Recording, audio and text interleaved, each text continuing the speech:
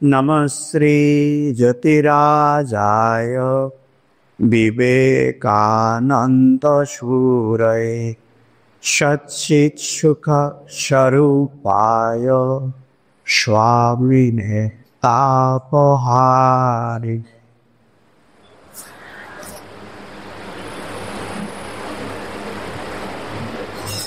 আমরা স্বামী শিষ্য সংবাদ পাঠ ও অনুধ্যান করছি শরৎচন্দ্র চক্রবর্তী মহাশয়ের সংকলিত। আমরা আজ একাদশ বর্লিকে আছি। সময়কাল 1897 খ্রিস্টাব্দ। আর আজকের যে অধ্যায়টি আমরা পাঠ এবং অনুধ্যান করতে যাচ্ছি এটি আলমবাজার মঠে ঘটনা।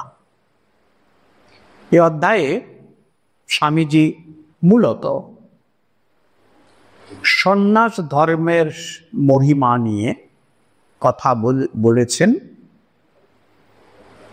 আমরা সেটা নিয়ে শুনব। এই ঘটনাটি স্বামীজি যখন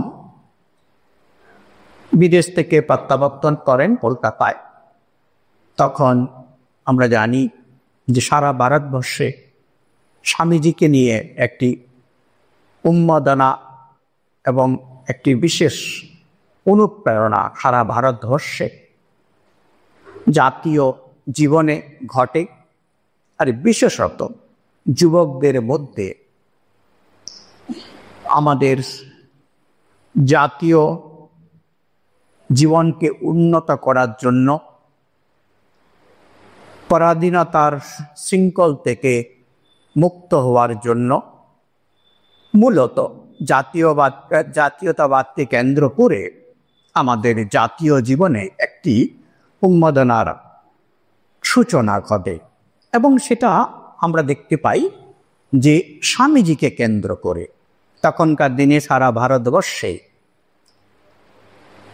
বহু স্বাধীনতা সংগ্রামী, বা বলা যেতে পারে বেশিরভাগ স্বাধীনতা সংগ্রামী স্বামীজির দ্বারা প্রভাবিত, অনুপ্রাণিত হয়েছিলেন।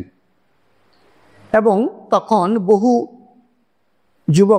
যুবক ছেলেরা স্বামীজির কাছে আসতেন, যারা স্বামীজির ত্যাগের আদর্শের দ্বারা উদ্বুদ্ধ হয়েছিলেন। সেই বিষয় নিয়ে আজকে আমাদের এই পাঠ, আজকের এই অনুধ্যান। আমরা কিছুটা অংশ প্রথম শুরু করছি, পাঠ করছি। সে সময় স্বামীজির অবিবাহিত যুবকগণকে ব্রহ্মচর্য ও ত্যাগের বিষয় সর্বদা উপদেশ দিতেন এবং সন্ন্যাস অথবা আপনার মুখ্য ও জগতের কল্যাণার্থ সর্বস্ব ত্যাগ করিতে বহুদা উৎসাহিত করিতেন। আমরা তাহাকে অনেক সময় বলিতে শুনিয়াছি, সন্ন্যাস গ্রহণ না করিলে কাহারও যথার্থ আত্মজ্ঞান লাভই হইতে পারে না। তাহাই কেবল নহে, বহুজন হিতকর বহুজন সুখকর কোনো অহিক কার্যের অনুষ্ঠান ও তাহাতে সিদ্ধি লাভ করাও সন্ন্যাস ভিন্ন হয় না। তিনি সর্বদা ত্যাগের উচ্চাদর্শে উৎসাহী যুবকদিগের সম্মুখে স্থাপন করিতেন এবং কেহ সন্ন্যাস গ্রহণ করিবে এই রূপ অভিপ্রায় করিলে তাহাকে সমধিক উৎসাহিত করিতেন ও কৃপা করিতেন। তাহার উৎসাহ বাক্যে তখন কতিপয় ভাগ্যবান যুবক সংসার আশ্রম ত্যাগ করিয়া তাহারই দ্বারা সন্ন্যাস আশ্রমে দীক্ষিত হইয়াছিল। ইহাদের মধ্যে যে 4 জন স্বামীজি প্রথম সন্ন্যাস দেন, তাহাদের সন্ন্যাসব্রত গ্রহণের দিন শিষ্য মানে শরৎচন্দ্র চক্রবর্তী মহাশয়, যিনি আমাদেরকে এই বর্ণনা দিচ্ছেন, তিনি আলমবাজার মঠে উপস্থিত ছিলেন। শিষ্যের মনে সেই দিন এখনো জাগরূক রহিয়াছে। স্বামী নিত্যানন্দ, স্বামী বিরজানন্দ স্বামী প্রকাশানন্দ, স্বামী নির্ভয়ানন্দ নাম গ্রহণ করিয়া শ্রীরামকৃষ্ণ মণ্ডলীতে ইদানিং যাহারা সুপরিচিত তাহারাই ওই দিনে সন্ন্যাস গ্রহণ করেন। মঠের সন্ন্যাসীগণের মুখে শিষ্য অনেকবার শুনিয়াছেন যে ইহাদের মধ্যে একজনকে যাহাতে সন্ন্যাস না দেওয়া হয় তজ্জন্য স্বামীজির গুরুভাতৃগণ তাহাকে বহুদা অনুরোধ করেন। স্বামীজি তদুত্তরে বলিয়াছিলেন, আমরা যদি পাপী তাপী দীন দুঃখী পতিতের উদ্ধার সাধনে পশ্চাৎপদ হই তাহলে আর কে দেখবে? তোমরা এই বিষয়ে কোনরূপ প্রতিবাদী হইও না। স্বামীজির বলবতী ইচ্ছাই পূর্ণ হইল। অনাথ শরণ স্বামীজি নিজ কৃপাগুণে তাহাকে সন্ন্যাস দিতে কৃত সংকল্প হইলেন। আমরা একটি লাইন এখানে পড়লাম যে তিনি বলতেন যে কোন রকম মঙ্গল কার্যই সন্ন্যাস গ্রহণ ব্যতীত যেন সম্পন্ন হয় না। সেটা বহুজন হিতকর, বহুজন সুখকর কোনো ঐহিক কার্যের অনুষ্ঠানও সন্ন্যাস ভিন্ন সিদ্ধিলাভ করা যায় না। যেন স্বামীজি এখানে বলতে চাইছেন যে একমাত্র রাস্তা সন্ন্যাস। সেখানে আমরা দেখতে পাই যে আসলে স্বামীজি যখন যে ভাবের উপরে গুরুত্ব আরোপ করতে চাইতেন সেটাকে তিনি খুবই প্রশংসা দিয়ে ভরিয়ে দিতেন, বা সেটি যে একটি মূল্যবান জায়গা দখল করে থাকে সেটাকে তিনি উপস্থাপন করতেন। এবং তার উপস্থাপনার গুণে সেই সময় আমাদের মনে হতো, দর্শকদের মনে হতো বা শ্রোতাদের মনে হতো যে একমাত্র এই বুঝি গতি, এই ছাড়া আর কোনো গতি নেই। এই ক্ষেত্রে আমরা স্মরণ করতে পারি যে কর্মযোগে এক জায়গায় একটি আলোচনা এসেছে যেখানে প্রশ্নটা তিনি নিজেই তুলেছেন যে সন্ন্যাস এবং গৃহস্থ ধর্ম, এই দুটি ধর্মের মধ্যে কোনটি মহৎ বা কোনটি ছোট বা কোনটি বড়? সেখানে একটি সুন্দর গল্পের তিনি উপস্থাপন করেছেন, অবতারণ করেছেন। সেখানে আমরা দেখতে পাই যে সে গল্পের মাধ্যমে আপনারা কর্মযোগে সেই গল্পটি পড়ে নিতে পারেন। একটি রাজকুমারীর স্বয়ম্বর সভাতে সংক্ষেপে এই গল্পটি একজন সন্ন্যাসী এসেছিলেন। তো সেই ঘটনাক্রম সেটা এগোতে থাকে এবং শেষের দিকে যেখানে গল্পের পরিসমাপ্তি, আমি আর গল্পটাতে ঢুকছি না, আপনারা অনেকে হয়তো জানেন বা না জানলেও সে কৌতূহলটা থাকুক যাতে আমরা নিজেরা সেই অংশটাকে পড়ি।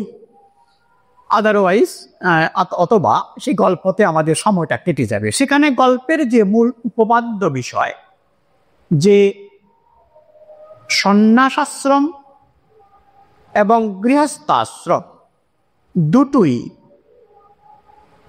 সমান গুরুত্বপূর্ণ,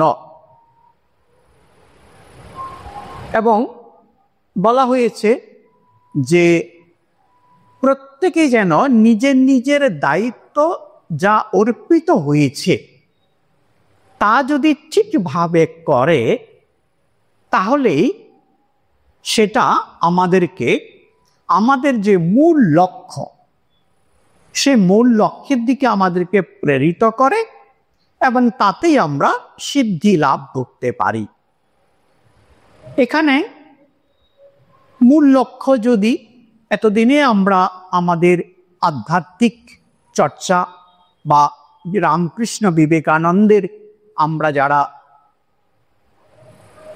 অনুসারী, আমরা এই কথাগুলো মোটামুটি আমরা শুনে নিয়েছি যে আত্মনং স্বার্থং জগৎহিতায় চ, যে নিজের মুক্তি এবং জগতের কল্যাণ, এই একটি মূল সূত্রের মধ্যে আমাদের রামকৃষ্ণ বিবেকানন্দের যে ভাব আন্দোলনকে আমরা মোটামুটি একটি কথায় আমরা বর্ণনা করতে পারি। সেখান থেকে আমরা আরো অন্য এক আলোচনার দিকে যেতে পারি, কিন্তু মূল সূত্র যেন তাতে গ্রথিত। এবং আমরা দেখতে পাই আমাদের রামকৃষ্ণ মঠ মিশনেরও যে প্রধান যে আমাদের যে বোর, সেটা এখানে তাই লেখা আছে, মিশন তাই লেখা আছে যে আত্মনমোক্ষাত্মম জগৎহিতায়চ। এবং আমরা এখানে যে একটি কথা, বহুজন হিতকর বহুজন সুখকর, যে বহুজনের হিতের যা মঙ্গল, সেখানে স্বামীজি এখানে সন্ন্যাস আশ্রমের কথা একেবারে বিধিবদ্ধভাবে যে সন্ন্যাস, তার কথা তিনি এখানে তুলেছেন। তো স্বাভাবিকভাবেই আজকের আলোচনার মধ্যে বারবার সন্ন্যাস আশ্রমের মহত্বের কথা আসবে, তাতে সন্ন্যাস আশ্রমের যে মহিমা তার কথা আসবে। তো সেটা আমরা শুনবো। এবং স্বামীজির যে আহ্বান যুবকদের কাছে, আমরা আমাদের এই আলোচনা, আমাদের অনুধ্যানের মাধ্যমে আমরা যুবকদের কাছে সেটাকে আমরা পৌঁছে দেওয়ার চেষ্টা করব। কিন্তু সে সঙ্গে সঙ্গে আমরা যারা অন্যরা যারা আপনারা আছেন শুনছেন, সেটাকে আমাদেরকে বুঝতে হবে যে সমস্ত আশ্রমগুলোরই নিজ নিজ গুরুত্ব আছে স্বস্থানে। এবং সেখানে স্বামীজি বলছেন যে আমরা যেন নিজ নিজ যে কর্তব্য, যে যে আশ্রমে আছি, যে যে কর্তব্যে আছে, সেটাকে যদি সুষ্ঠুভাবে ঐকান্তিকতার সঙ্গে আমরা পালন করি, তাহলে সেটা আমাদের জন্য মঙ্গল বয়ে নিয়ে আসে। মানে কখনোই একটি গৃহস্থের ধারা সন্ন্যাসীর দ্বারা অনুসরণিত হবে না, আবার একটি সন্ন্যাসের ধারা একটি গৃহস্থের দ্বারা কখনো অনুকরণীয় বা অনুসরণীয় নয়। দুজনের যে ধারা, দুটি কিন্তু আলাদা। এখানে আমরা সন্ন্যাস আশ্রমের কথা বলা হয়েছে। এখানে আমরা এটা ভাবতে পারি যে সন্ন্যাস আশ্রম বিধিবদ্ধ যে একটি আশ্রম, আমাদের প্রাচীন ধারাতে যে চতুর আশ্রমের কথা বলা হয়েছিল, তার মধ্যে সন্ন্যাস একটি শেষের আশ্রম রূপে বলা হচ্ছে। সুতরাং আমরা আজকে এই আশ্রমের কথাই শুনব, এবং এই আশ্রমের যে কঠোরতা, এই আশ্রমের যে পথ, সেটা কেমন, সেটাকে নিয়ে আমরা স্বামীজির কথা শুনব। এই দিনের ঘটনা, স্বামীজির কাছে শিষ্য এসেছেন আলোপাদার মঠে। আর সেই সময়টাই আমাদের এই যে চারজন সন্ন্যাসীর কথা আমরা এই মুহূর্তে উল্লেখ করলাম, তাদের সন্ন্যাস আশ্রমে তারা প্রবেশ করবেন। এর মধ্যে একজনের কথা আছে যার নামটা আমরা এখানে উল্লেখ করানি, যে কার কথা বলা হয়েছে, যে অন্য প্রবীণ যে সন্ন্যাসীরা ছিলেন, ঠাকুরের সন্তানরা ছিলেন, তার সম্বন্ধে স্বামীজিকে তারা নিষেধ করছেন যে তাকে সন্ন্যাসী করো না, বা সন্ন্যাস মন্ত্রে দীক্ষিত করো না। কেন না? আমাদের দৃষ্টিতে সে সন্ন্যাসের অধিকারী নয়। এখানে খুব গুরুত্বপূর্ণ এই অংশটি আমরা নোট করতে পারি যে স্বামীজি কিন্তু তাদের বলছেন যে আমরা এসেছি, শ্রীরামকৃষ্ণ, মা সারদা দেবী এবং স্বামীজি স্বয়ং পার্শ্বদকে নিয়ে বলছেন যে আমরা এসেছি, আমরা যদি এই পাপী তাপী দীনদুঃখীর পতিতের উদ্ধার সাধনে পশ্চাৎপদ হই, তাহলে কে আর দেখবে? আমরা বুঝতেই পারছি যে এখানে আমাদের সন্ন্যাসী প্রবর বিবেকানন্দর, বীর সন্ন্যাসী বিবেকানন্দের যে হৃদয়, করুণাপূর্ণ যে হৃদয়, তার পরিচয় আমরা পাচ্ছি। তিনি তার শিষ্য যে সন্ন্যাসের জন্য উপগত, সন্ন্যাসের যে আকাঙ্ক্ষী ত্যাগের পথে আসতে চাইছে, অন্যান্য যে ঠাকুরের সন্তানরা সন্ন্যাসীরা আছেন, তাদের দৃষ্টিতে সন্ন্যাসের জন্য অধিকারী নয়, তারা তা মনে করছেন। এবং স্বামীজি বলছেন, না, আমি তাদের সন্ন্যাস দেব, আমি কৃপা করে দেব, এবং আমার এই কৃপার দ্বারা তারা নিশ্চয়ই উন্নততর জীবন যাপনের জন্য তৈরি হবে বা প্রেরিত হবে। এটা আমরা বুঝতে পাচ্ছি। এবং শিষ্য খুব সুন্দরভাবে বলছেন যে অনাথ শরণ স্বামীজি, মানে যার কেউ নেই, যে অনাথ, যেন তাকে স্মরণ দিচ্ছেন স্বামীজি। নিজ কৃপা গুণে তাহাকে সন্ন্যাস দিতে কৃত সংকল্প হইলেন। স্বামীজি শিষ্যকে বলছেন, তুই তো ভট্টাচার্য বামুন, আগামী করল তুই এদের শ্রাদ্ধ পুড়িয়ে দিবি, পরের দিক এদের সন্ন্যাস দিব। আজ পাঁজি পুঁতি সব পড়ে শুনে দেখে নিস। শিষ্য স্বামীজির আজ্ঞা শিরোধার্য করিয়া লইল। সন্ন্যাস গ্রহণের পূর্বদিন সন্ন্যাস ব্রত ধারণে কৃত নিশ্চয় উক্ত ব্রহ্মচারী চতুষ্টয় মস্তক মুন্ডন করিলেন। গঙ্গা স্নানান্তে শুভবস্ত্র পরিধান করিয়া স্বামীজির পাদপদ্ম বন্দনা করিলেন এবং স্বামীজির স্নেহ আশীর্বাদ লাভ করিয়া শ্রাদ্ধ করিবার জন্য উৎসাহিত হইলেন। অনেকে আমরা মোটামুটি এখন জানি যে সন্ন্যাস আশ্রমে প্রবেশের পূর্বে এটি একটি রিচুয়ালস, একটি বিধিবদ্ধ প্রথা যে নিজের শ্রাদ্ধ কর্ম নিজেকে করে নিতে হয়। তার কারণ সন্ন্যাসের পরে যিনি সন্ন্যাসী হবেন তার আর কোন রকম বিধিবৎ ক্রিয়াকর্মের অধিকার আর থাকে না। তিনি আর কোনো কর্মকাণ্ডে তিনি অংশগ্রহণ করতে পারবেন না। এটি হচ্ছে সন্ন্যাসের একটি নিয়ম। সেজন্য যে কোনো সন্ন্যাসীকে সন্ন্যাস গ্রহণের পূর্বে আমাদের এই যে কুনিকটি আমরা বলে নিলে ভালো, যে সন্ন্যাস মানে হচ্ছে শুধু ত্যাগীর আশ্রমে অংশগ্রহণ নয়, যা একজন গৃহত্যাগ করে যে আশ্রম জীবন যাপন গ্রহণ করলো তা কিন্তু নয়।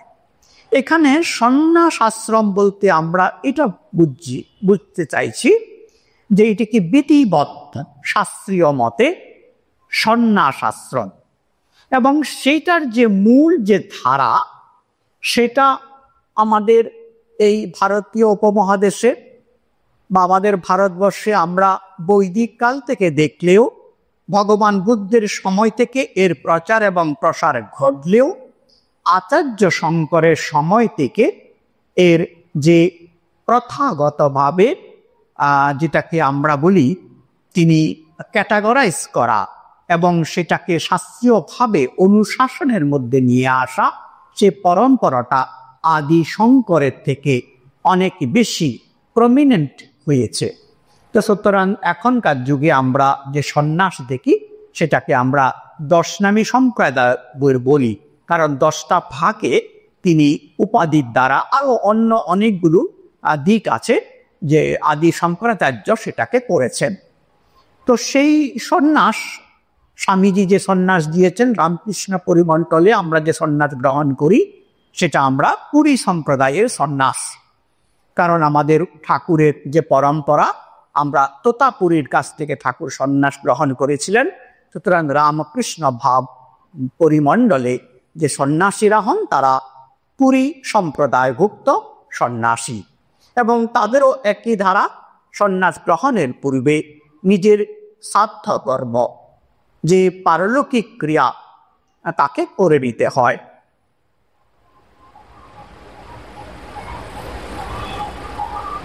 হ্যাঁ, শিষ্য এখানে উল্লেখ করছেন যে শাস্ত্রমতে যাহারা সন্ন্যাস গ্রহণ করেন তাহাদিওকে আপনার শ্রাদ্ধও ওই সময়ে আপনি করিয়া লইতে হয়।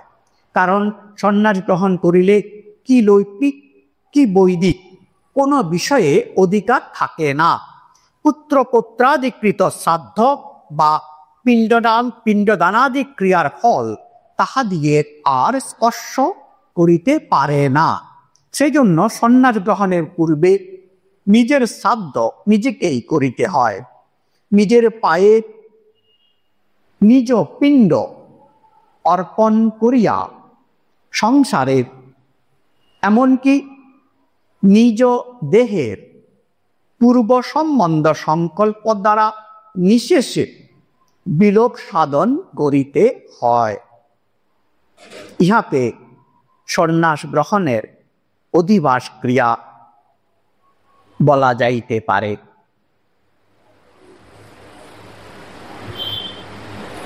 নিজ পায়ে নিজের পিণ্ড অর্পণ করতে হয়। এবং এর প্রক্রিয়ার মধ্যে একটি অংশ আছে যে সাধারণত আমরা যে পিণ্ড অর্পণ করি, নারায়ণের পাদপদ্মে পিণ্ড অর্পণ করার কথা আমরা জানি। পিণ্ড অনেক রকমের ভাবে অর্পিত হয়, আমরা নারায়ণের পাদপদ্মে প্রধানত, এছাড়া অন্য অন্য পিণ্ড অর্পিত হতে পারে।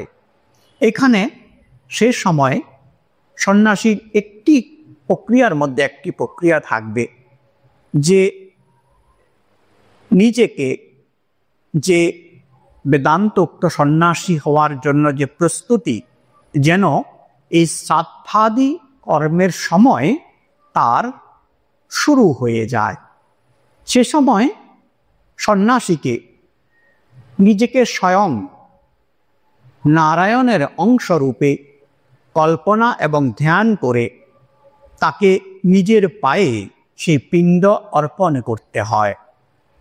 এবং সন্ন্যাস গ্রহণের সময় সমস্ত সন্ন্যাসীদের এটি পরম্পরা ধারা, এটা বুঝিয়ে দেওয়া হয় যে এটি একটি, এই মানব জীবন, যিনি সন্ন্যাসী, এই যে মানব জীবন পেয়েছেন তিনি, যে আশ্রমে তিনি ঢুকতে যাচ্ছেন, সেখানে এটি একটি গুরুত্বপূর্ণ কাজ তার জীবনের। কারণ তার পরের যে জীবন, সেটি শাস্ত্রীয়ভাবে বা বিধি অনুসারে তার নতুন জন্ম। কারণ তিনি তার সাধনার দ্বারা, মানসিক প্রক্রিয়ার দ্বারা এবং শাস্ত্রীয় বিধির যে প্রক্রিয়া তিনি অনুসরণ করছেন, তার দ্বারা তিনি এইটা উপলব্ধি করার বা অনুভব করার চেষ্টা করছেন বা সেই অবস্থায় পৌঁছাবার চেষ্টা করছেন যে এই শরীরের পূর্বকৃত যা কিছু সম্পর্ক ছিল, যা কিছু সংস্কার তিনি অর্জন করেছেন, সেইটা সেই ক্ষণ বা সেই দিনের মধ্যে বা সন্ন্যাস গ্রহণের প্রাক মুহূর্তের মধ্যে বা সন্ন্যাস গ্রহণের প্রাক মুহূর্ত আগে পর্যন্ত সেখানে তিনি তাকে ইতি টানার চেষ্টা করছেন। এটি ধারা, এটি আদর্শ, বা বলা যেতে পারে এটি গন্তব্য। সেজন্য কখনো কখনো আমরা এটাও বলতে শুনি যে সন্ন্যাস গ্রহণ মানে পুনর্জন্ম। আক্ষরিকতেই তাই।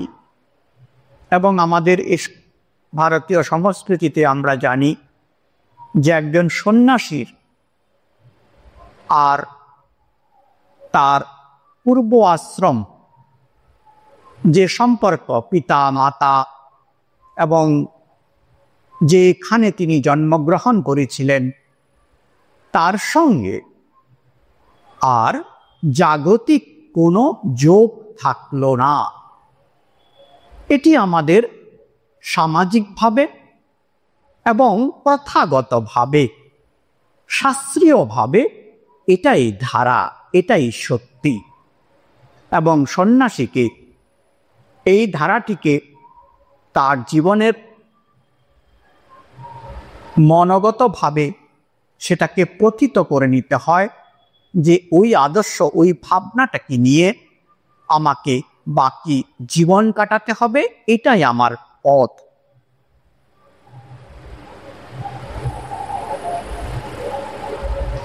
স্বামীজি এই সকল বৈদিক ক্রিয়াকাণ্ডে সম্পূর্ণ বিশ্বাসী ছিলেন। মানে এই যে শ্রাদ্ধাদি কর্ম করার ব্যবস্থা করা হচ্ছে, শাস্ত্রমতে এই সকল ক্রিয়াকাণ্ড ঠিক ঠিক সম্পন্ন না হলে তিনি মহাবিরক্ত হইতেন। আজকাল যেমন গেরুয়া পরিয়া বাহির হইলেই অনেকে সন্ন্যাস দীক্ষা সম্পন্ন হইল বলিয়া মনে করেন স্বামীজি সেরূপ মনে করিতেন না। গুরু পরম্পরাগত আবহমান কাল প্রচলিত ব্রহ্মবিদ্যা সাধন উপযোগী সন্ন্যাসব্রত গ্রহণের প্রাদনুষ্ঠীয় নৈষ্ঠিক সংস্কারগুলি ব্রহ্মচারীগণের দ্বারা ঠিক ঠিক সাধন করাইয়া লইলেন। আমরা এই কথাও শুনিয়াছি যে পরমহংসদেবের অপ্রকট হইবার পর স্বামীজি সন্ন্যাস লইবার বিধিবদ্ধ পদ্ধতি যে সকল উপনিষদাদি শাস্ত্রে আছে সে সকল আনাইয়া স্বীয় গুরু ভাতৃগণের সঙ্গে একত্রে ঠাকুরের ছবির সম্মুখে বৈদিক মতে সন্ন্যাস গ্রহণ করিয়াছিলেন।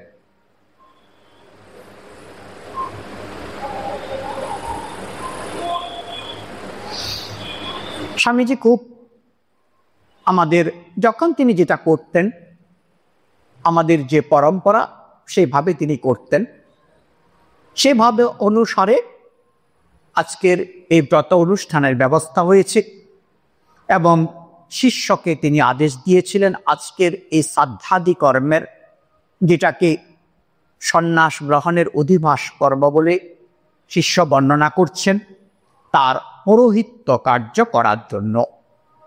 এবং শিষ্য অনিষ্ঠা করে আমরা জানি শিষ্য শরৎচন্দ্র চক্রবর্তী নিজে একজন বৈদিক পণ্ডিত এবং শাস্ত্রীয় মানুষ ছিলেন। সুতরাং শাস্ত্রের বিধি সম্বন্ধে তিনি সমস্তই তিনি জানতেন। সেই অনুসারে স্বামীজির আদেশ অনুসারে তিনি ব্রতী হইলেন। স্বামীজি একবার আসিয়া দেখিয়া যাইতে লাগিলেন। যখন এই শ্রাদ্ধাদি কর্ম চলতে লাগলো, স্বামীজি এসে সেটাকে পর্যবেক্ষণ করছেন যে ঠিকঠাকভাবে সেটা হচ্ছে কিনা। শ্রাদ্ধান্তে যখন ব্রহ্মচারী চতুষ্টয় নিজ নিজ পিণ্ড নিজ নিজ পদে অর্পণ করিয়া আজ হইতে সংসার সমক্ষে মৃতবৎ প্রতীয়মান হইলেন, শিষ্য তখন নিতান্তই ব্যাকুল হৃদয় হইল। সন্ন্যাসের কঠোরতা স্মরণ করিয়া মুহ্যমান হইল। পিণ্ডাদি লইয়া যখন ইহারা গঙ্গায় চলিয়া গেলেন, স্বামীজি শিষ্যের ব্যাকুলতা দর্শন করিয়া বলিলেন, এইসব দেখে শুনে তোর মনে ভয় হয়েছে না রে? শিষ্য নতমস্তকে সম্মতি জ্ঞাপন করায় স্বামীজি শিষ্যকে বলিলেন, সংসারে আজ থেকে এদের মৃত্যু হলো, কাল থেকে এদের নতুন দেহ, নতুন চিন্তা, নতুন পরিচ্ছদ হবে।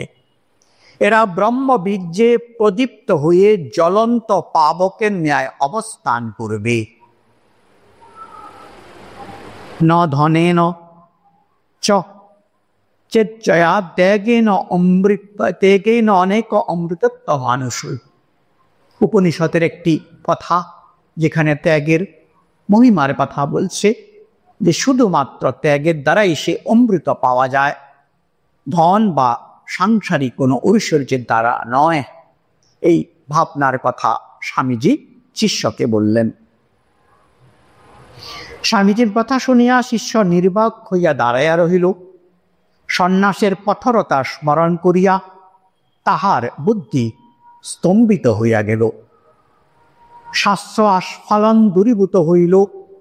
সে ভাবিতে লাগিল, কার্যেও কথায় এত প্রভেদ।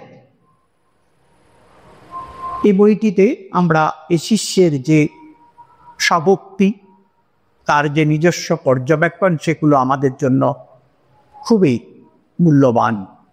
শিষ্য নিজে বলছেন যে তার বুদ্ধি স্তম্ভিত।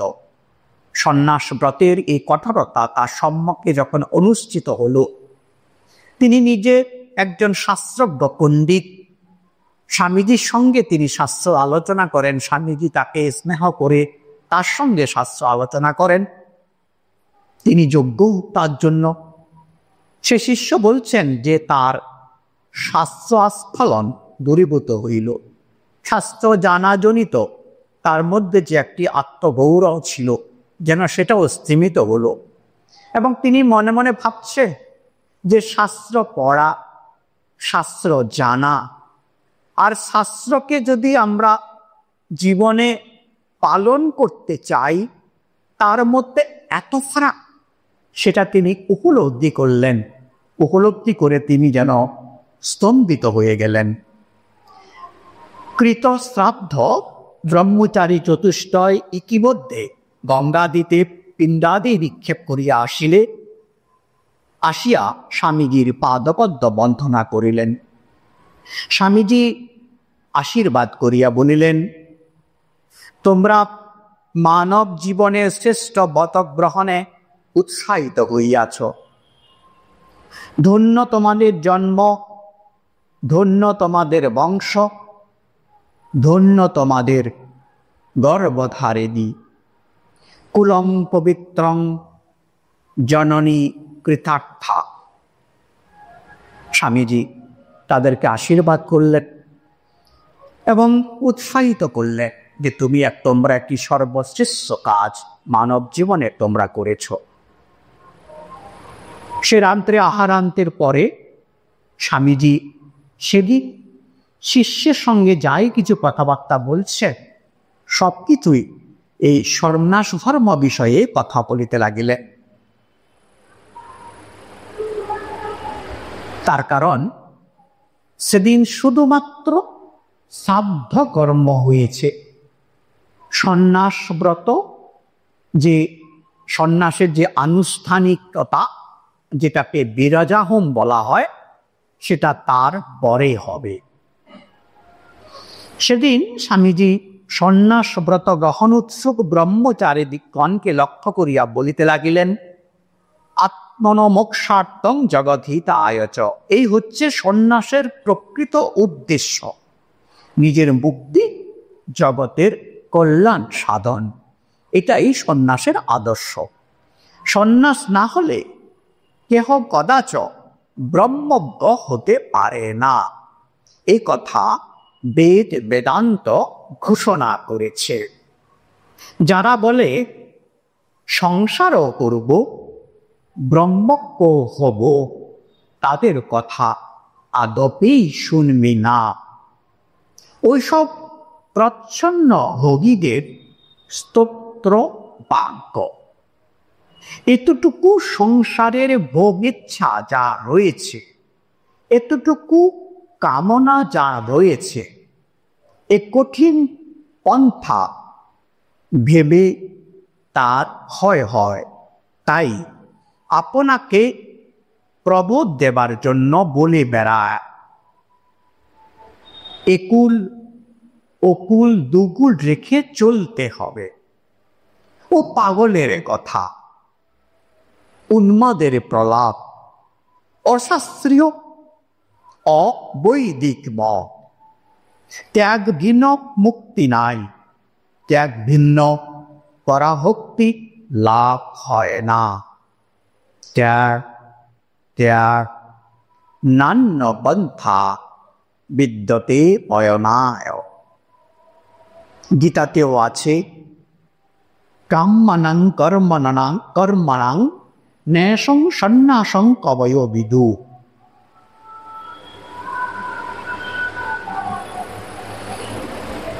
সংসারের ঝঞ্ঝাট ছেড়ে না দিলে আরও মুক্তি হয় না। সংসার আশ্রমে যে রয়েছে, সে একটা না একটা কামনার দাস হয়ে সে বদ্ধ রয়েছে। উহাতেই প্রমাণ করিছে, নইলে সংসারে থাকবে কেন? বাসনার দাস, অর্থের দাস, মান যশ পাণ্ডিত্য, কোনো না কোনো কিছু দাসের তিনি রয়েছে। এই দাসত্ব থেকে বেরিয়ে পড়লেই তবে মুক্তির পন্থায় অগ্রসর হতে পারা যায়। যে যতই বলুক না কেন, আমি বুঝেছি এই সব ছেড়ে ছুড়ে না দিলে, সন্ন্যাস গ্রহণ না করলে কিছুতেই জীবের পরিত্রাণ নাই, কিছুতেই ব্রহ্মজ্ঞান লাভের সম্ভাবনা নাই। আমাদের মনে অনেক প্রশ্ন এসে গেছে এর মধ্যে, সে প্রশ্ন আমাদের কইয়ে শিষ্য করছেন, আমরা একটু ধৈর্য ধরে সেটা শুনি। শিষ্য: মহাশয়, সন্ন্যাস গ্রহণ করিলে কি সিদ্ধি লাভ হয়? স্বামীজি: সিদ্ধি হয় কি না হয় পরের কথা। তুই যতক্ষণ না এই ভীষণ সংসারের গণ্ডি থেকে বেরিয়ে পড়ছিস, যতক্ষণ না বাসনার দাসত্ব ছাড়তে পারছিস, ততক্ষণ তোর ভক্তি বা মুক্তি কিছুই লাভ হবে না। ব্রহ্মজ্ঞের কাছে সিদ্ধি ঋদ্ধি অতি তুচ্ছ কথা। শিষ্য: মহাশয়, সন্ন্যাসের কোনরূপ কালাকাল বা প্রকারভেদ আছে কি? স্বামীজি: সন্ন্যাস ধর্মের সাধনের কালাকাল নাই। শ্রুতিতে আছে, শ্রুতি বলেছেন, ইয়দ হারেত বিরজয়েত তদ হারে অপ্রজেত। অর্থাৎ যখনই বৈরাগ্যের উদয় হবে তখনই অপ্রজা করবে। যোগ বাশিষ্ঠ আছে, যোগ এব ধর্মশীল সৎ অনিত্যং ক্ষৌরজীবিতং কোহি জানাতি কদাস্য মৃত্যুকাল ভবিষ্যতি। অর্থাৎ যুবকালেই আমাদেরকে ধর্মশীল হতে হবে, কে জানে কার কখন দেখো যাবে। শাস্ত্রে চতুর্বিধ সন্ন্যাসের বিধান দেখা যায়: বিদ্যৎ সন্ন্যাস, বিবিদিশা সন্ন্যাস, মর্কট সন্ন্যাস, আতুর সন্ন্যাস। হঠাৎ ঠিক বৈরাগ্য হলো এবং তখনই সন্ন্যাস নিয়ে বেরিয়ে পড়লে এটি প্রাকজন্ম সংস্কার না থাকলে হয় না। বিদ্যৎ সন্ন্যাস। আত্মতত্ত্ব জানার প্রবল বাসনা থেকে শাস্ত্রপাঠ সাধনাদিক দ্বারা স্বস্বরূপ অবগত হইবার জন্য কোনো ব্রহ্মজ্ঞ পুরুষের কাছে সন্ন্যাস দিয়ে সাক্ষাৎ ও সাধন ভজন করতে লাগলো। একে বলে বিবিদিশা সন্ন্যাস। সংসারের তাড়না, স্বজন বিয়োগ বা অন্য কোনো কারণে দুঃখ পেয়ে যদি কেউ সন্ন্যাস নেয় তাকে মর্কট সন্ন্যাস বলা হয় এবং বেশিরভাগ সময় এই বৈরাগ্য দীর্ঘস্থায়ী হয় না। ঠাকুর যেমন বলতেন যে বৈরাগ্য নিয়ে পশ্চিমে গিয়ে চাকরি বাগিয়ে নিল, তারপর আবার সংসারে ফিরে এল। আরেকটি সন্ন্যাস আছে মুমূর্ষু, যারা শেষ মৃত্যু শয্যায় আছেন, তার সন্ন্যাস নেওয়ার ইচ্ছা হয়েছে, তাকে সন্ন্যাস দেওয়ার বিধি আছে, তাকে আতুর সন্ন্যাস বলা হয় এবং এই বিশ্বাস নিয়ে সন্ন্যাস তিনি নেন যে মৃত্যুর পরে তিনি পুনরায় তার জন্ম হলে তিনি ভালো জন্ম লাভ করবেন এবং আত্মজ্ঞানের জন্য তিনি পুনঃ প্রচেষ্টা হবেন। শিষ্য: মহাশয়, গৃহীদের তবে কি উপায়? স্বামীজি: সুকৃতিবশত কোনো না কোনো জন্মে তাদের বৈরাগ্য হবে। বৈরাগ্য এলেই হয়ে গেল। জন্ম মৃত্যুর পহেলিকার পারে যাবার আর দেরি হয় না। তবে সকল নিয়মেরই দুই একটা এক্সেপশন, ব্যতিক্রম আছে। ঠিক গৃহী ধর্ম পালন করলেও দুই একটি মুক্ত পুরুষ হতে দেখা যায়। যেমন আমাদের মধ্যে সাধু নাগ মহাশয়। তোমরা প্রথম অংশ পড়ার পরেই আমরা অনেকগুলো প্রশ্ন এসে গেছিল, তো এইখানে আসার পরে আমাদের মধ্যে অনেকেই যারা গৃহস্থ আশ্রমে আপনারা আছেন তাদের কথা স্বামীজি বললেন যে বৈরাগ্য আসতেই হবে। সে সন্ন্যাস আশ্রমেই থাকুক আর সংসার আশ্রমেই থাকুক, বৈরাগ্য আসতেই হবে। আমরা গীতাতেও আমরা অর্জুনকে ভগবান এই বাণীর কথা আমরা দেখতে পাই, তিনি দিচ্ছেন একই মেসেজ যে অনাসক্ত হয়ে আমাদেরকে কর্ম করে যেতে হবে, এবং সেটাও বৈরাগ্য অবলম্বন করে। এবং আমরা দেখতে পাই যে একদম পরিষ্কার করে বলছে, হে অর্জুন, তোমার শুধু অধিকার কর্মে, তুমি ফলে তার তোমার কোনো অধিকার নেই। তুমি তোমার কর্তব্য যা তোমার জন্য ডিফাইন করা হয়েছে সেটা তুমি নিষ্ঠা ভরে করো, সেটার দ্বারাই তুমি উন্নত মার্গে যাবে এবং ক্রমে আমরা মুক্তির দিকে আমরা যাব। এখানেও স্বামীজি বলছেন দুই একটি ব্যতিক্রম সন্ন্যাস আমাদের সংসার আশ্রমেও আছে এবং আমাদের শাস্ত্রেও আছে, এবং আমাদের ঠাকুরও কিন্তু বলছেন বারবার, যে জিজ্ঞাসা করছেন, আমরা কথামৃতে পাই যে তাহলে গৃহীদের কোনো গতি নেই?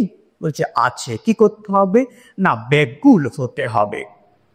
এবং তিনি বলছেন 3 টান 1 করতে হবে। 3 টান 1 করে ভগবানের জন্য সেরকম টান দিতে হবে। বিষয়ের প্রতি টান, প্রেমিক প্রেমিকার প্রতি টান, মায়ের সন্তানের প্রতি টান, যে টানের কথা বলা হচ্ছে সেই টান যদি আমাদের ঈশ্বরের জন্য আসে, ভগবানের জন্য আসে, তখন কিন্তু আমাদের সেই মুক্তির মার্গে আমরা যাব। ঠাকুর আমাদেরকে বলেছে, আশ্বাস দিয়েছেন। এবং সেটি এখানেও কিন্তু স্বামীজি ওর কথার মধ্যে একই প্রতিধ্বনি, যে বৈরাগ্য আসতে হবে। সহজ সরল কথায় বৈরাগ্যের মানে কি? সংসারে বিরাগ, আর কি না ঈশ্বরে প্রেম। এটা যেন না হয় যে ঈশ্বরে প্রেম নেই অথচ বিরাগ এসেছে, তখন কিন্তু একটি ভ্যাকুয়াম ক্রিয়েট হবে। সেটা কিন্তু আমাদেরকে আমাদের জীবনের যে সমতা সেটাকে নষ্ট করে দিতে পারে।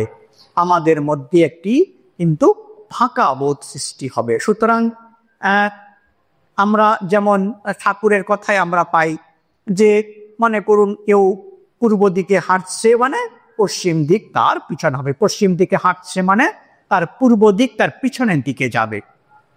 ঠিক সেই রকম ভাবে সংসারে বিরাগ হলেই শুধু চলবে না, অস্তিত্বে বিশ্বাসী হতে হবে, ঈশ্বরে বিশ্বাসী হতে হবে, চৈতন্যে বিশ্বাসী হতে হবে, এবং তাতে প্রেম হতে হবে।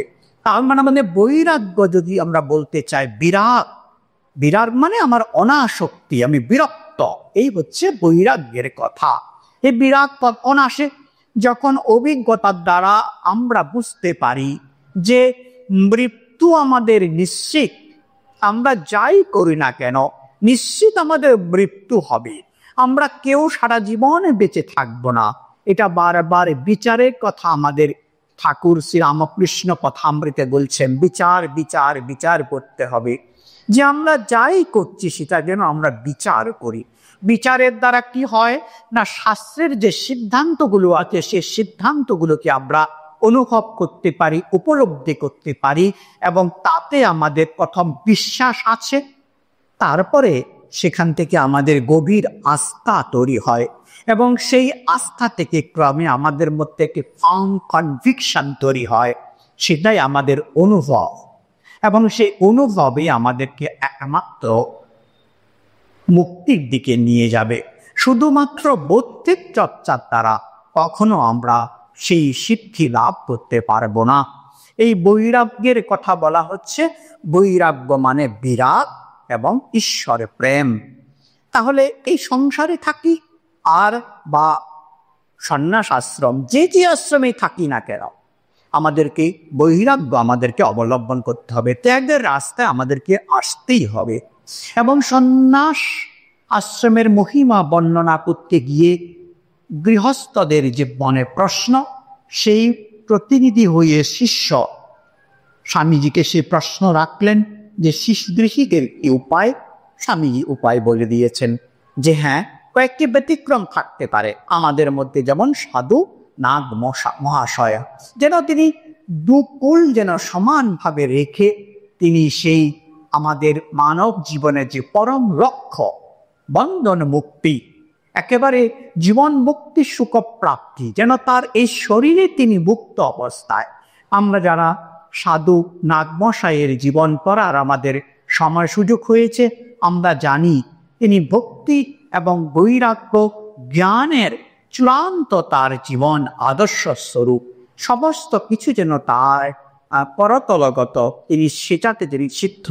এবং স্বামীজিও সেটা স্বীকার করছেন যে এটি একটি ব্যতিক্রম, কিন্তু সাধারণ অবস্থায় আমরা এটা বুঝতে পারি সংসার আশ্রমে থাকলেও তিনি কঠোর বৈরাগ্যবান ছিলেন।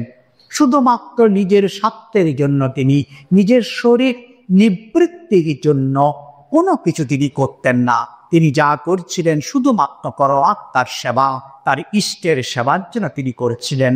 এবং সেই ভাবনা নিয়ে, সেই অনুভব নিয়ে তিনি তার এই দেহে মানব দেহে তিনি বিচরণ করছিলেন।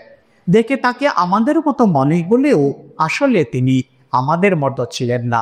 তিনি তার আমাদের যে গন্তব্য, যে তার জন্য আমরা সাধনা করছি, সেই লক্ষ্যে তিনি সিদ্ধি লাভ করেছেন। শিষ্য মহাশয়, বৈরাগ্য ও সন্ন্যাস বিষয়ে উপনিষদাদি গ্রন্থেও বিশদ উপদেশ পাওয়া যায় না। শিষ্য একটি এমন প্রশ্ন করেছেন যে বলছে যে বৈরাগ্য আর সন্ন্যাস বিষয়ে তো উপনিষদে বিশেষ আমরা পাই না, কারণ উপনিষদ শিষ্য জানেন যে স্বামীজির প্রাণের বিষয়, বা বলা যেতে পারে আর যে কোনো সন্ন্যাসী, বেদান্তবাদী সন্ন্যাসীদের জন্য উপনিষদ হচ্ছে আমাদের প্রধান গ্রন্থ। স্বামীজি তাকে একটু বকে দিলেন, বলছে পাগলের মতো কি বলছিস, বৈরাগ্যই উপনিষদের প্রাণ, বিচারজনিত প্রজ্ঞাই উপনিষদ জ্ঞানের চরম লক্ষ্য।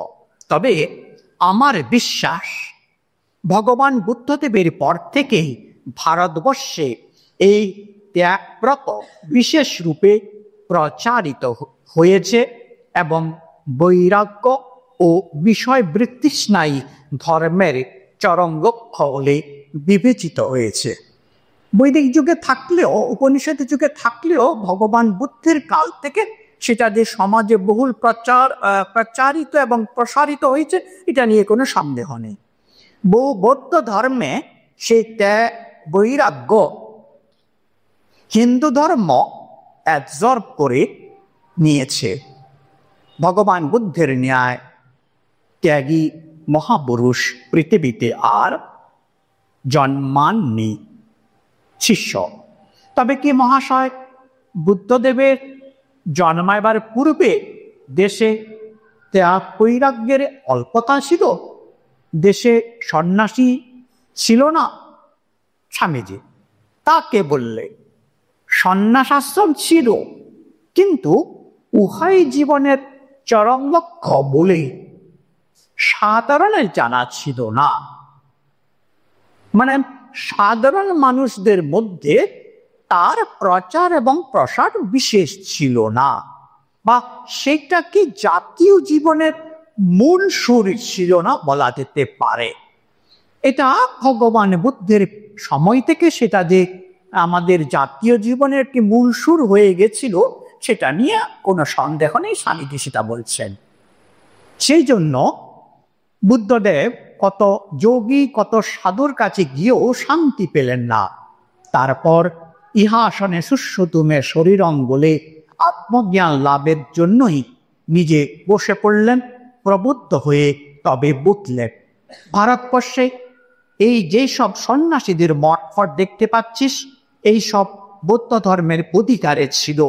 হিন্দুরা সেই সকলকে এখন তাদের রঙে রাঙিয়ে নিজস্ব করে বসেছে। ভগবান বুদ্ধদেব হতেই যথার্থ সন্ন্যাস আশ্রমের সূত্রপাত হয়েছিল। তিনি এই সন্ন্যাস আশ্রমের মৃত কঙ্কালাস্থিতে প্রাণ সঞ্চার করে গেছে। আমরা এই অংশটার পরে আরেকটু ছোট্ট অংশ আছে, পরে আজকের অনুষ্ঠান আমরা শেষ করব। এখানে মূলত যে প্রশ্নটি এসেছে সেটি হচ্ছে যে ভগবান বুদ্ধের সময় থেকে স্বামীজির মত যে ত্যাগ এবং সন্ন্যাস আশ্রমের আমাদের বেদের যে প্রচার প্রসার বৈদিকালে ছিল সেটা মূলত সাধারণের মধ্যে বিশেষ প্রচার প্রসার পাই না।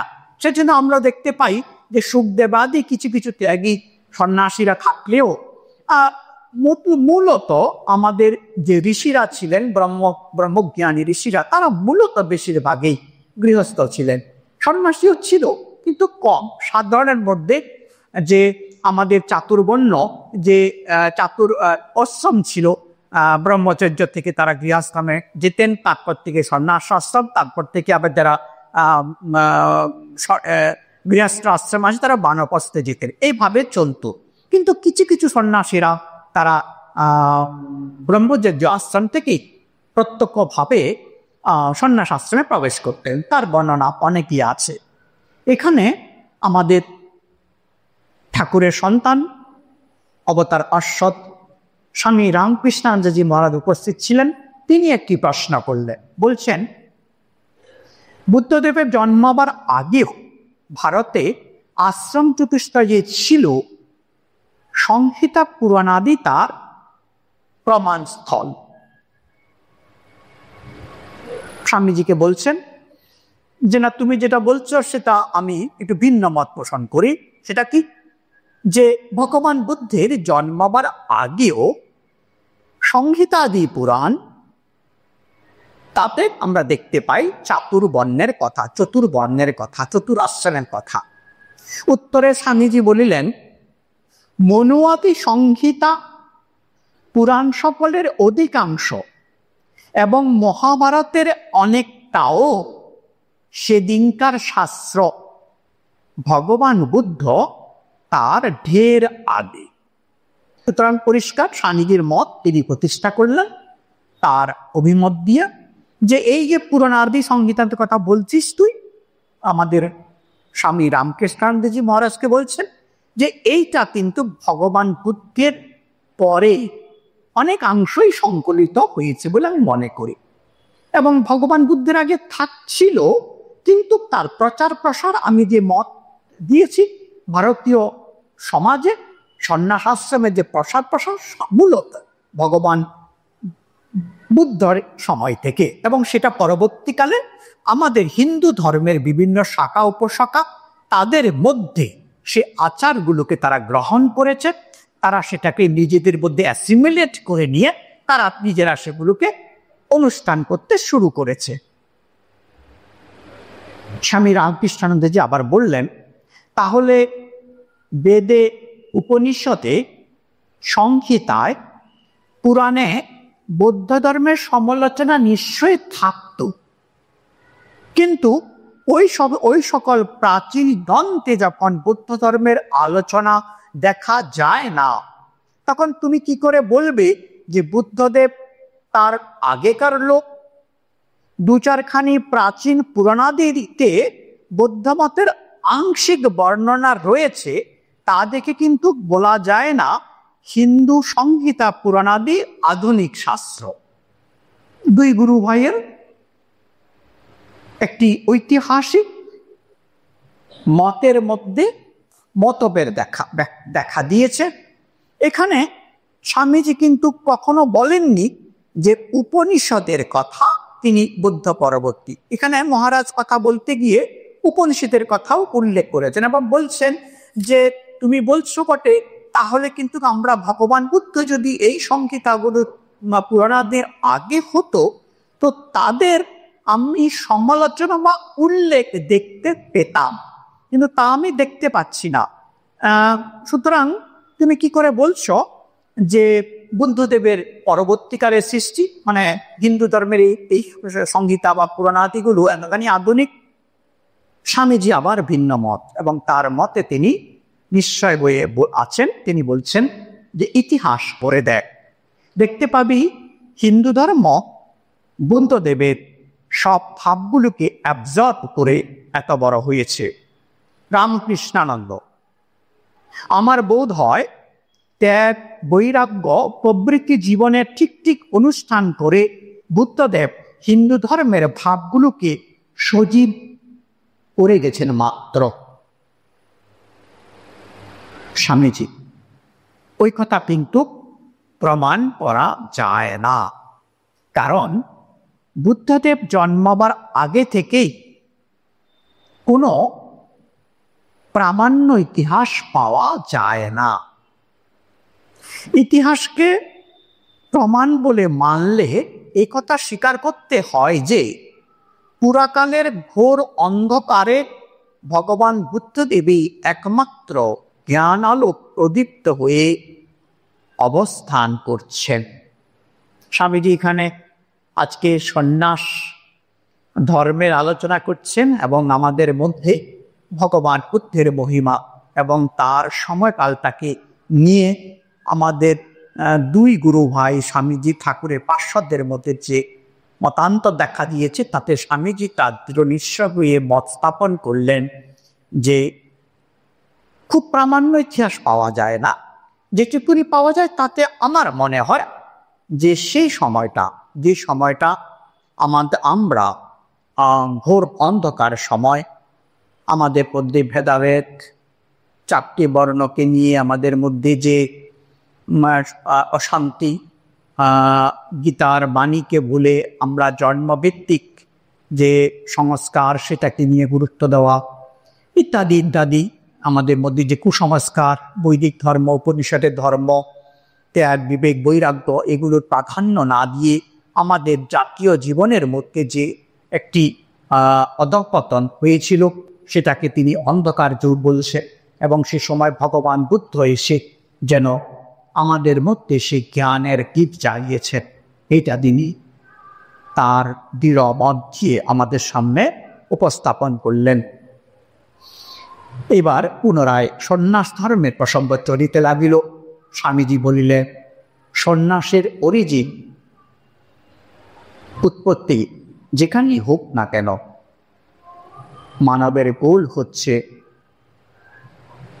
উদ্দেশ্য হচ্ছে এই ত্যাগব্রত অবলম্বন করে ব্রহ্মজ্ঞ হওয়া। সন্ন্যাস গ্রহণই হচ্ছে পরম পুরুষার্থ। যাদের বৈরাগ্য উপস্থিত হয়ে সংসারে বিতরাগ হয়েছে তারাই ধন্য। আজকের এই আলোচনার মধ্যে আমাদের স্বামীজি শুধুমাত্র সন্ন্যাস আশ্রমেরই মহিমা তিনি বর্ণনা করেছেন, বৈরাগ্যের কথা, সন্ন্যাস ধর্মের যে প্রধান কর্তব্য, করণীয় বৈরাগ্য, সেটি একমাত্র লক্ষ্য এবং সেটি একমাত্র অবলম্বন করে ব্রহ্মজ্ঞ হওয়া। ব্রহ্মজ্ঞ হওয়া মানে হচ্ছে মুক্তির চূড়ান্ত অবস্থায় উপনীত হওয়ার একমাত্র লক্ষ্য এবং সন্ন্যাস গ্রহণকে পরম পুরুষার্থ। আমাদের মধ্যে ধর্ম, অর্থ, কাম, মোক্ষ, এর মধ্যে তিনি সন্ন্যাসকে যেন, সন্ন্যাস গ্রহণই যেন আমাদের মোক্ষের একমাত্র পরম পুরুষার্থ।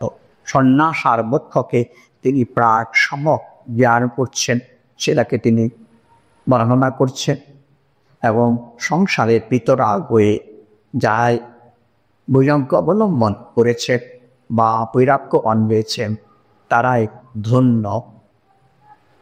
স্বামীজির এই ইচ্ছা, স্বামীজির কাছে আমরা প্রার্থনা করি মা ঠাকুর স্বামীজির এই দিব্যত্ব এর কৃপার আমাদের জীবনে বৈরাগ্য অবলম্বন হোক, আমাদের জীবনে বৈরাগ্য আসুক, আমরা যেন বৈরাগ্যকে নিয়ে আমাদের জীবন অতিবাহিত করতে পারি। এই প্রার্থনা করে আজকে অনুজ্ঞান আমরা এখানে শেষ করছি। ও শান্তি শান্তি শান্তি। হরি ওম তৎসৎ। শ্রী রামকৃষ্ণার্পণমস্তু।